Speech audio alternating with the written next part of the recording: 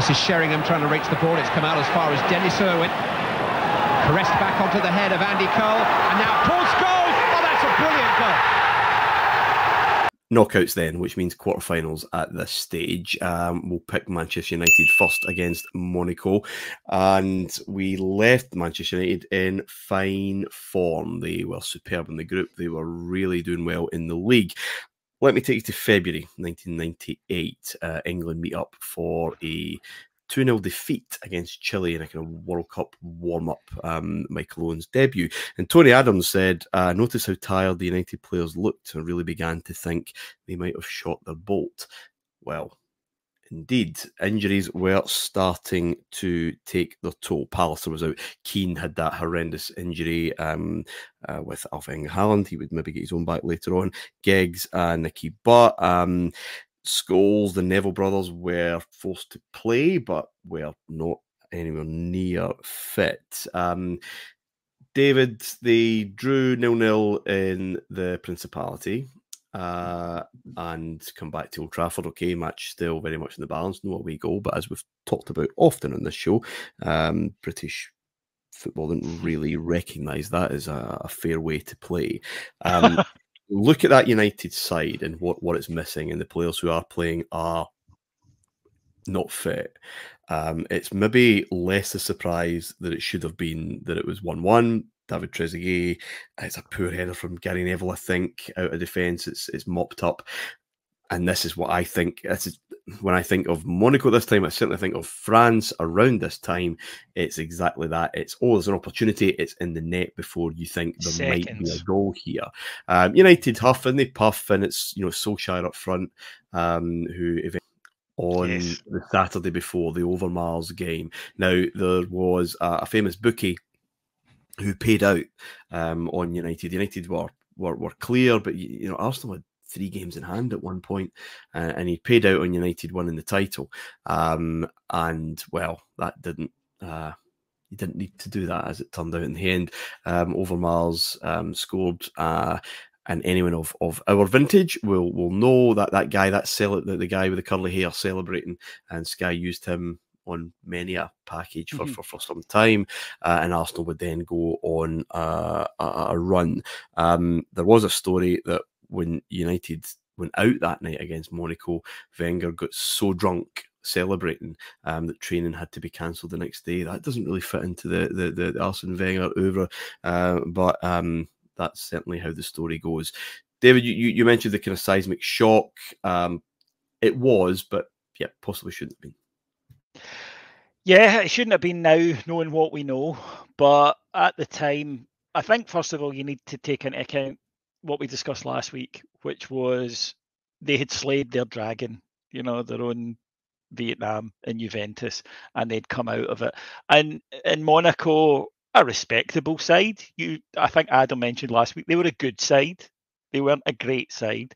But when you're tired, and you're right, Martin, you're tired and a lot of unfit players, the last sort of team you want to play is one who are technically very comfortable with the ball and have lightning pace, because you are going to have to run your arse off constantly. And if you watch how many times on the counter, pardon me, there are 5 or 6 United players having to hair back at speed because, you know, these guys are lightning. Plus, they can keep the ball. And that means that even, you know, in a game where you're going to have a lot of possession, when you don't have possession, you're doing a wee bit of chasing to keep them out. So when you think about it, it is actually a perfect storm. The finish from Trezeguet, by the way, is just scud. My goodness. And the sense of shock that went around the stadium, again, the power of the away goal, you know, that's something that has now no longer a place. And I actually think for the better, believe it or not, because it can have this effect in these games at a time where a team takes ages to react because it's such a seismic blow. But tired, you mentioned there, yeah, that they look, don't they, when you watch that? They're trying, I mean, they're pushing and they're forcing it, and Beckham's excellent, but they're up against this really calm, composed. And when you think of the age of a lot of these Monaco players, by the way, they're not, they have a few experienced heads, a lot of young lads in there, but they're so calm on the ball. And you know, United were pushing and pushing and pushing. But I think as well, it's great if you can treat matches as a one-off, but things bleed in, don't they? And that defeat that you just mentioned, Martin, that's in the crowd. You know, you can sense it, the frustration from the crowd that this is not supposed to be like this. And Ferguson's response to the Arsenal game was so spikily defensive that no, I mean it's inevitable they'll drop points. We'll be fine, basically.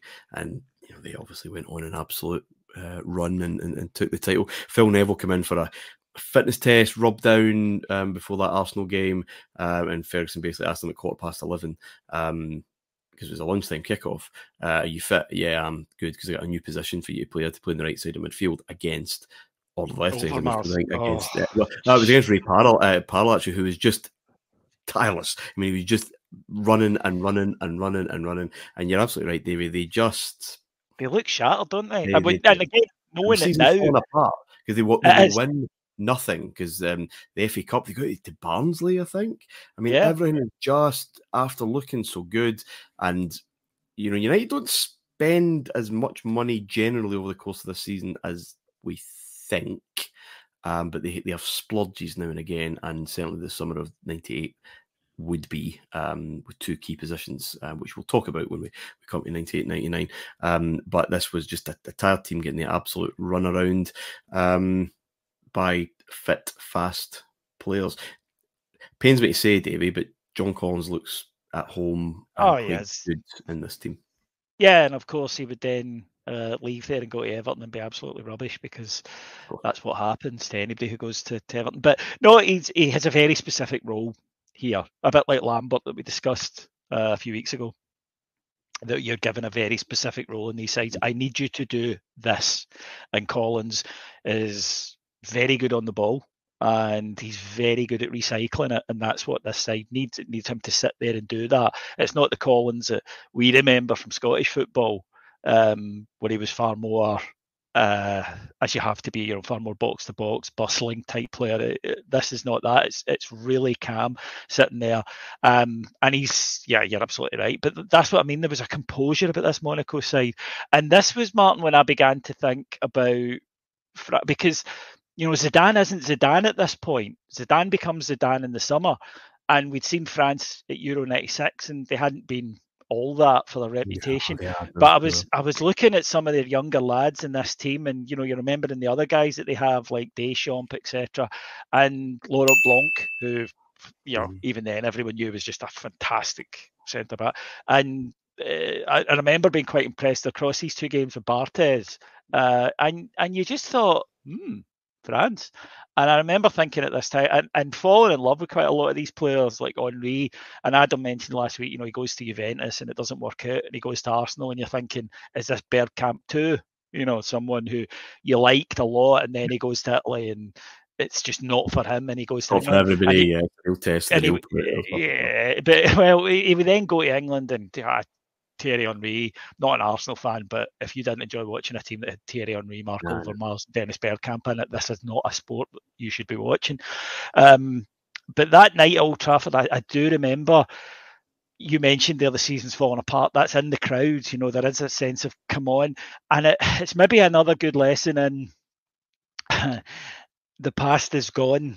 You know, yes, you beat Juventus. That has no relevance whatsoever on your ability to beat this young Monaco side who don't fear you.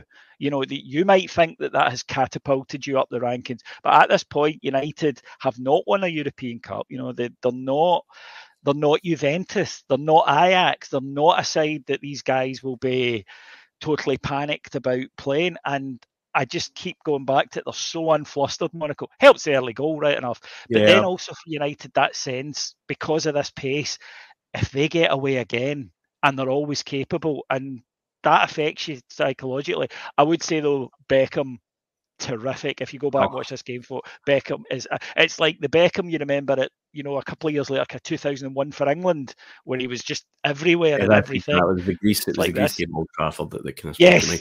A great point, David, about the past is gone. You can't rest on those laurels. And that, as we will come to next week and the next couple of weeks when we do 98, 99, you know, they're involved in a huge group.